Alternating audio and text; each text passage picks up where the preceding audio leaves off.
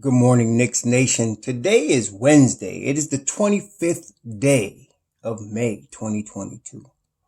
I hope that you're safe and healthy today. And I hope that the needs of you and your family in terms of food, shelter, clothing, as well as health are being met today. Blessings upon those poor children and that teacher in Texas. That young fool who they shot killed yesterday in Texas. Blessings upon them, their families. These horrible events are happening all too frequently. So I had to preempt my regular programming to say that because this is out of control right now. So be safe out there, brethren. They said that the children that were killed yesterday were fourth, third, and second graders. So they were between 7 years old, 8 years old, and 9 years old. You send your children off to elementary school, you don't expect them to be shot. Especially in some small, remote area like that. So blessings today on the parents, the families, and the souls of those children. And curses on that stupid fool that came in there with that gun. Now, let's go forward. So, a few days ago, I put out a video on how Tom Thibodeau can keep his job. Let me explain something, Knicks Nation. The New York Knicks are the most difficult team to coach in the world as far as basketball. There might be some soccer teams because soccer is bigger worldwide. What they call football is bigger worldwide than basketball. But in the United States and in Europe, where they're playing a lot of ball and it's become extremely popular, now, where even European players are getting paid millions of dollars in Europe to play. There's no place more difficult to be a coach, president of basketball operations, a general manager than the New York Knicks. It is the toughest job in basketball on any level. Okay? And why? Well, because first of all, the New York media, the New York area has the most toughest media. And there's some tough media out there. Philly's media is tough. Boston, Chicago, they got some tough media out there. But there's none like New York. None. And I'm saying that from a person that comes from New York. And I've always felt, honestly, from little boy, even when I was a little boy growing up on Long Island, idolizing Walt Frazier, that New York City was the greatest city in the world. I just, I didn't even realize that there was another place out there. That's how a lot of New Yorkers think, because New York was everything. Okay. But it's the most difficult place to play, to coach, to manage. It becomes even more difficult, aside from the media, from the fan base, because the fan base, you have some loyal, really smart, savvy fans, and then you have some completely ignorant ones that are very loud. They have no idea. They casually watch the game and don't even know what's going on, and they'll have strong opinions. And so you have that, and you have them not, this ain't Oklahoma City where you may have, 100, 200,000 fans. No, this is New York. Let's start in the tens of millions. Okay. And it's worldwide because people come in and out of New York City. They might be in New York City for a few years and they become Knicks fans and they move someplace else in the world and they're still Knicks fans. There's a lot of that. Okay. So you have all of that. And then if you had a owner that's interfering and doesn't know basketball, especially on a pro level, and is interfering a lot, then you compound that. So all of that makes it very, very difficult to be in New York. Okay. So I take that into consideration for anybody coming to play in New York, coming to coach in New York, coming to manage in New York. But we have to look also at the current situation. James Dolan has become hands off.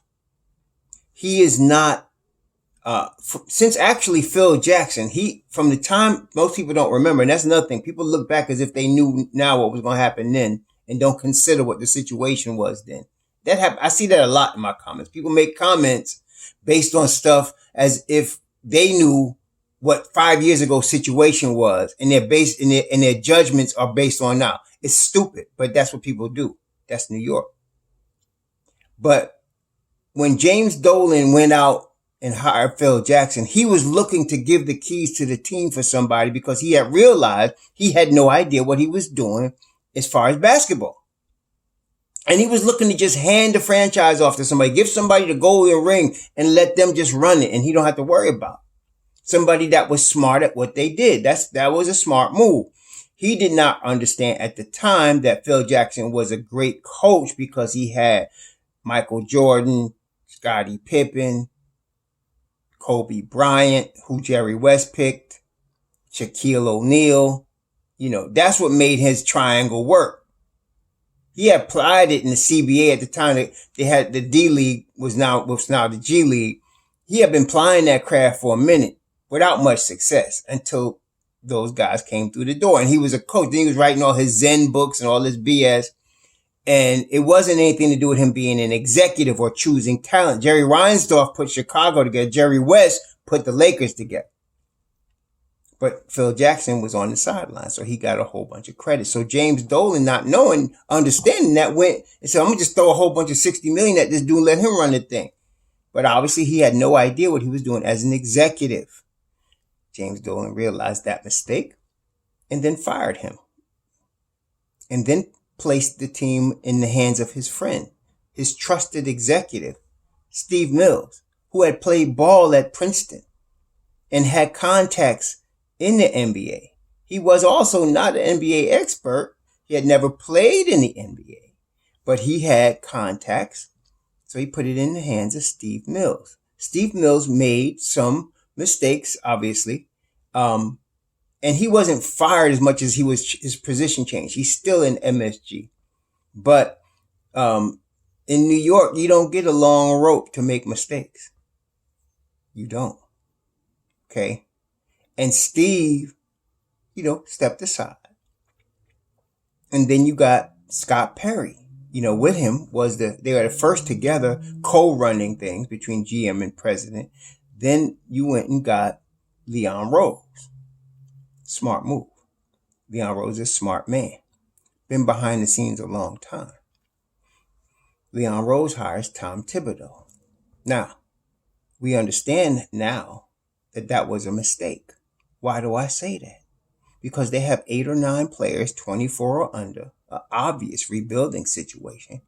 And you have Mark Berman. I like Mark Berman. He's my man, but spouting off about some blockbuster deal the Knicks are not ready for. And, and so then you hire a coach that wants to win now. Forget future. So that was a mistake, but I don't count that too heavily against Leon. And I'll tell you why. Leon was in his first huge job. President of Basketball Operations, New York Knicks. Big time job. So he wants, when he's coming on this spotlight, he wants somebody next to him that he feels he can trust, that he knows very well, who also happens to be a winning coach. That's Tom Thibodeau. And some of y'all come off talking about he's not a winning coach as if you know better, as if you coach. Some of y'all are a trip, man, with a keyboard and some clicks. They're gone. Tom Thibodeau, at the time he was hired by the New York Knicks, had only had one losing season in all of his coaching career. That was the last season in Minnesota. He had taken Minnesota from the bottom to the playoffs. Okay? And so to me, losing is technically less than 500. Winning is 500 or better. He had never been below 500. Then he came to the Knicks. And so Leon is thinking, okay, he's a winning guy. I know him. I trust him. He's been my client. He wants this job. Let's bring him on. But it was a bad move in the sense that Thibodeau wants to win right away, and Leon wanted to build the right way. And so you ended up with some confusing here, and you bring in, you got Julius Randle. He inherited Randle. He inherited R.J. Barrett. He inherited Mitchell Robinson. Okay. So now he's trying to appease Tibbs and do his plan. I think we realized from this, the COVID season of 2020, 2021, it seemed to work because you had Julius Randle playing a star role in empty buildings, and he went off, and it was his contract year, and he had a career year, which we now know is an anomaly. It's not him. That's not his usual. His usual is 2010 on losing teams. That's his usual. Okay. But the Knicks became the 4th seed. Nerlens Noel also had a career year that year. Career year. And they were both looking for contracts, and they got him.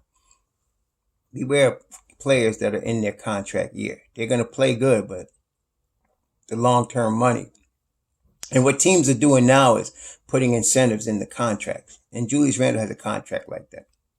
But anyway, so I don't blame Leon for those things. Really. There might be some mistakes, but they're not big strikes. To me, a big strike, which I think is going to happen now, is to let Mitchell Robinson walk. Now, it's still 50-50. And the way I figured it like this, they got the $55.6 million on the table. It's on the table. Mitchell Robinson is trying to see if somebody going to give him more money. And he should, because again, I mentioned this when he was drafted. When he was drafted, Mitchell Robinson was a lottery talent. But because he did not go to college, he didn't even go to scrimmage anywhere. He was just working with one guy who was unknown one-on-one for the whole college season. He slipped into the second round. The Knicks got a steal because he was a lottery talent. I think he was top 5 rated high school player in the country when he was coming out of high school. So they got a lottery talent in the second round, but his agent messed him up. I mean, it was a 4-year, $6.5 million deal. It was robbery. He didn't have to sign that, but he did. So now he's unrestricted free agent, and he's looking to make up for lost money. Okay. So the 55.6 is on the table. They put it on the table late, and he's waiting to see if Detroit, San Antonio, or Oklahoma City, those are the teams with the money to get him. If any of them pay him more than that, he's gone. He's gone. Okay. And it don't have to be much more. See, some of you are trying to, again, New York hate their own players. So you all are more critical of your players than some other scrubs on other teams. But MitchRob is worth $15 to $16 million a year. He is worth that.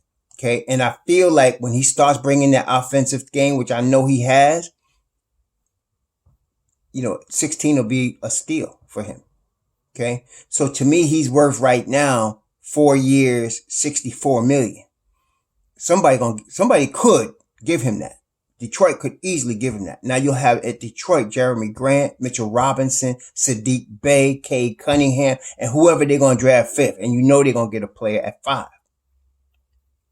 Okay. Not including the bench pieces. And they still got Marvin Bagley, which they got from the Kings.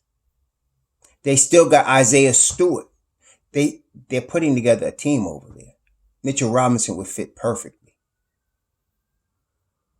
He would fit in Oklahoma City if the Oklahoma City decided not to draft Chet Holmgren and they decided to draft Paolo Banchero at their 4, and they already got Josh Giddey and they already got Shai Gilgeous-Alexander as cornerstone, and you add Mitchell Robinson to that with Dort as a defensive stopper, that could change them overnight. And don't let him go to San Antonio with Popovich. So there's a strong possibility we lose him. Okay, because he's going to want his money, and he should get it. But if he wants to stay, and if he wanted to stay in New York. And listen, this is Trade Central, NBA Trade Central. I don't believe that. Until they prove to me they know what they're talking about, I'm treating them like garbage. They ain't Shams. They ain't Ian Begley. And they for dag sure ain't Wojnarowski. So whoever they are, it's just some cat in the shadows putting out crap as far as I'm concerned. You got to come with more than that. I'm from New York. You got to come with more than that for me to believe what you say. So I'm not counting his uncle said this and blah, blah, blah, blah, bull crap. But Mitch could leave, or he could take the 55.6 that's on the table. Okay. I don't know, but I will say this, and I've said it before. It's a fireable offense. They should have signed him last summer. Last summer, he could not work out because his foot was broken. He didn't have medical clearance to do anything but lift weights, which is why he came in at 280. Okay? And he needed the 6 months to get back to shape. All right? So they should have signed him and locked him up. They could have done it the year before that for even less money, mid-level exception money, but they didn't. They messed up. That's a fireable offense. Why do I say that? You drafted him second round. He's lottery talent. And he's the best offensive rebounder at the 5 spot in the NBA. Statistically speaking. I'm not giving you an opinion. He's the best offensive rebounding 5 in the greatest league on the planet. Do you understand what that means? So, you got this guy in the second round and you did not re-sign him, but you re-signed Nerlens Noel and you're trying to develop Taj Gibson? Seriously?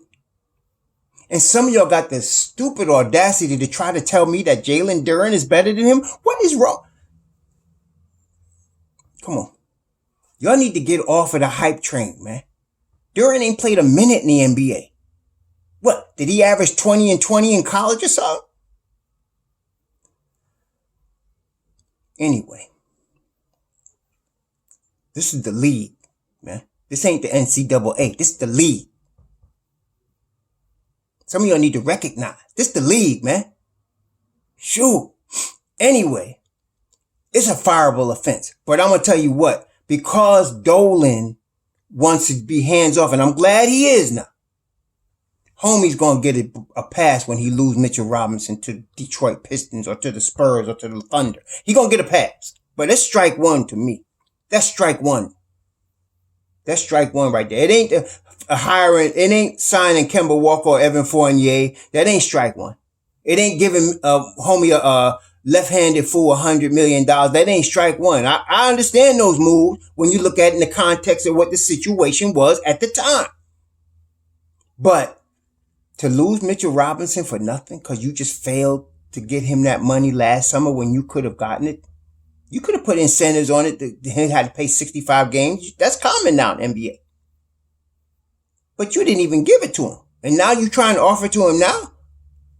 So, we might lose him. That's strike one.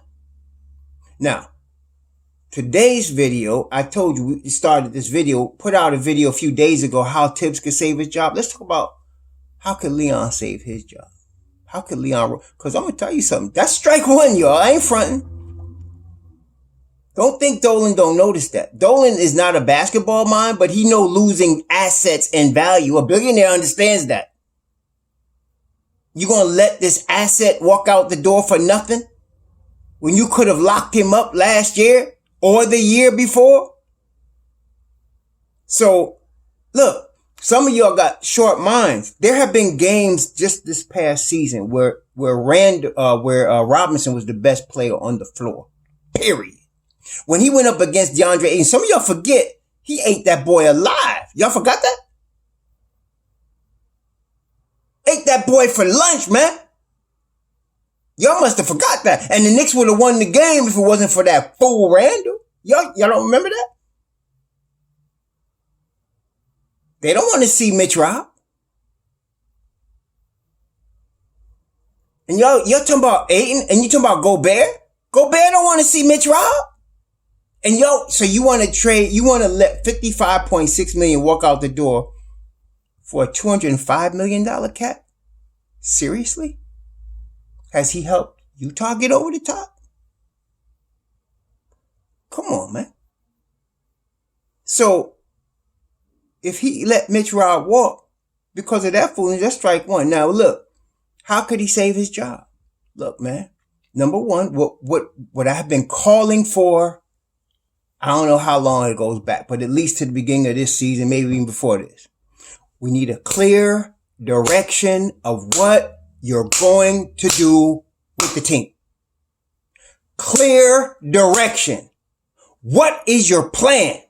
Make it plain. I'm going to assume because of the statement that he made on that, that organized MSG interview he did with Mike Breen, and with the statement that he put out, Leon, I'm saying, with the fans for the season ticket holders about the young core, that he's going to go young. And some of you say, well, why has he got Tom Thibodeau? Because that's his buddy. He's going to give Tom Thibodeau a little time. And I already told you how Tibbs is going to save his job. He better buy into this youth, because that gives him a chance to say, okay, if I bought into the youth and we lose, y'all going to keep me, right? Y'all ain't going to can me because I told you I want veterans. I'm going to buy into the youth. I'm going to push them. But if they lose, it ain't my fault. If they do that, he'll save his job. Otherwise, he'll be gone by the All-Star break. And maybe he should be if he can't buy in. If he's too stubborn to buy into 9 players, 24 years old and under, then get rid of him. Much as I like him. I like Tom Thibodeau. But if he going to be act like that, well, see you. I mean, he already got strike one. You started Alec Burks as your point guard and had the nerve in the press conference to say he's the best point guard we got. What the hell's wrong with him? So, yeah, he already got strike one. Okay. Strike two would be not buying into the youth movement, and strike three would be starting off with veterans and losing. So Tom Thibodeau already got strike one to me. And then to admit after the season, yeah, I should have probably played Miles McBride and Obi Toppin a little more. So anyway, that fool already got strike one. Okay. Now, Leon Rose. He could help his cause by, number one, I'm hoping he's on the phone with Portland. I'm hoping he's on the phone with Portland right now. He should be. He should be on the phone continuing talks with the Portland Trailblazers, who have made it known very clearly they are getting rid of the 7th pick. They want to win now. Whether that is smart or not is irrelevant. They have stated they want to win now. Damian Lillard is going to be 32 years old in July. They are looking for a power forward. They have Anthony Simons already in place in the backcourt with Dame. So they're not looking for a guard. They got Nuchif Nurkic at the 5, who's a unrestricted free agent this year. They also might be looking at MitchRob. But if they want Nurkic back, they got him. They drafted and developed Simons and Nasir Little out of North Carolina. So they're looking for somebody to help them win now. Enter Julius Randle. I'd be dangling if I'm the Don, the Dallas 2023 pick, plus Julius for the number 7 pick, and Drew Bledsoe's contract. That's what I want. And I'm not giving up my 11th. I've already talked about this. You want to save your job, Don? Leon? That's step 1. Get that pick. Draft Benedict Mathurin. Period. No, not Dyson Daniels. No. Not 11.6 assists in G League on 30% shooting. I'm sorry. 6'8" or not. There's a lot of tall cats in NBA can't play. I'm not saying he can't play, but I'm saying Benedict Mathurin is way better. We can't even talk about comparisons. Please. Draft Mathurin. Keep your 11th pick and do something with it. You can get Sohan. You could get Tari Eason. You can get a whole bunch of, there's some talent here. You can get Malachi. You could get Agbaji. Then get on the phone. You need to move some veterans. You got to move Nerlens Noel. You got to move Alec Burks. You got to move Evan Fournier. You got to move these guys. You may have to trade Cam Reddish to do it. Get it done. Because you got Grimes. If you draft Mathurin, he's going to need some minutes. Thibodeau needs to understand that at 7 overall. Don't treat him like Obi Toppin. Your behind will be unemployed. This is how Leon saves his job. Then he goes with the youth. He can put the Dolan, listen, this is what we got. We're going to go forward. We're going to try to build the right way. Then he needs to, if he loses MitchRob, he needs to go all in and try to get a replacement. Jericho Sims ain't ready yet. I mean, he could play now, but he's not ready for the big time yet. He's still got to learn. See, what y'all need to understand is Sims 24, 25. It ain't like he 2019. You know what I'm saying? He's older. He's not far from his ceiling. Y'all need to understand that. Okay? He's not far from his ceiling. He ain't reached it yet, but don't think he's going to become, Nikola Jokic. That ain't going to happen. Okay? But, he's going to be a good backup, really good backup. You better go get him, Mo Bamba. You better go get him. You lose MitchRob. If MitchRob walk out that door, you better go get Mo Bamba. But you better be lighting some candles at Mitchell Robinson stick, because that'd be strike one, brother. Okay? So now, if he can either keep Mitchell Robinson, get Mo Bamba, trade Julius Randle and get Benedict Mathurin, he got work to do now, no doubt. And then pick a good player at 11. Like I said, Sohan, Tari Eason, name your guy. Or you could work with the Kings and bring in Harrison Barnes to back. We just need a backup for Obi is what we're talking about. We get a backup for Obi Toppin. And I like Sohan. Love him. Love Tari Eason. Ben liked him. So one of them cats, or if you want somebody more established, go get Harrison Barnes. You can get him. He's expiring. Okay? Kings will take your 11th pick. But do something. Get us on a path that's clear. Established path. I don't care if he's hiding behind the scenes. Guys like Berman get upset because he don't want to talk to the press. I don't have a problem with that. The press in New York is horrible. Okay, so they just after headlines. And I don't, let Leon sit in the back office and do business on the phone. That's what he's supposed to be doing. And I hope he's doing that. Because strike one is about to hit, man. When you let Mitch Robinson walk out the door, that's strike one.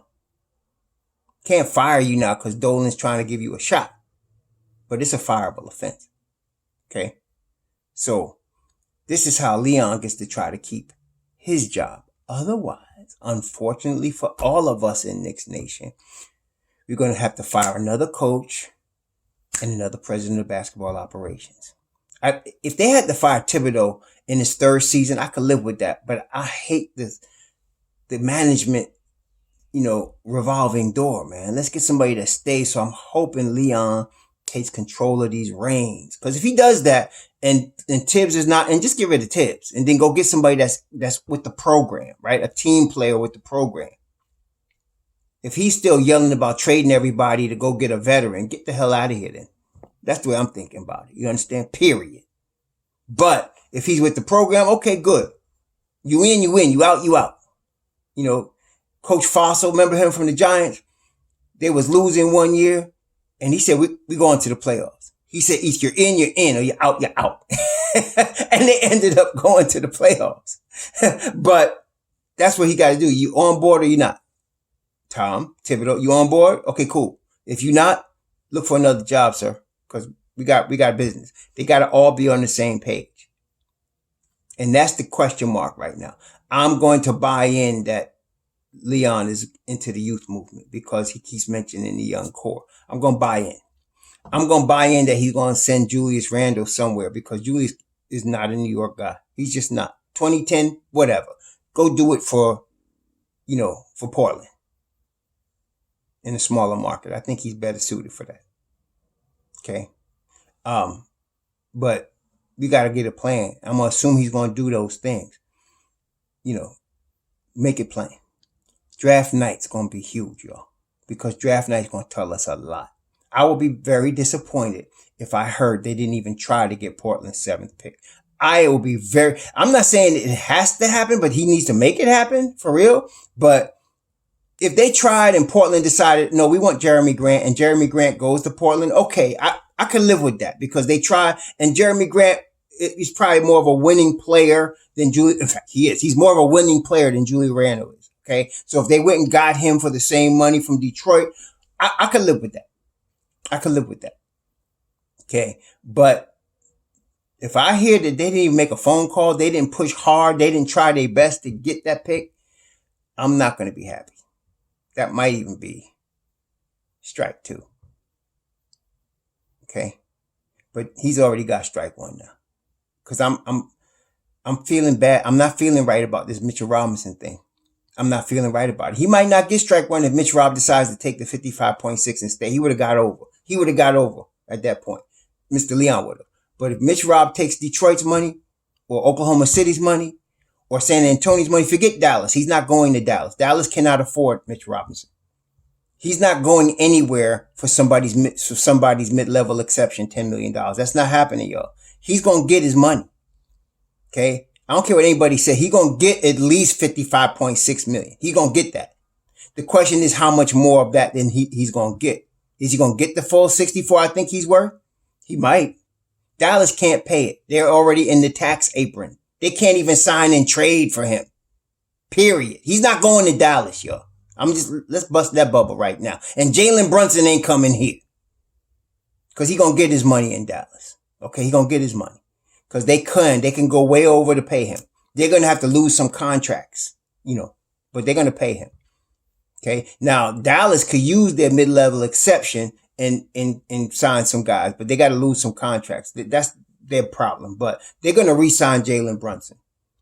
I feel like they really would be more in the Golden State series with Brunson if they had Tim Hardaway, healthy.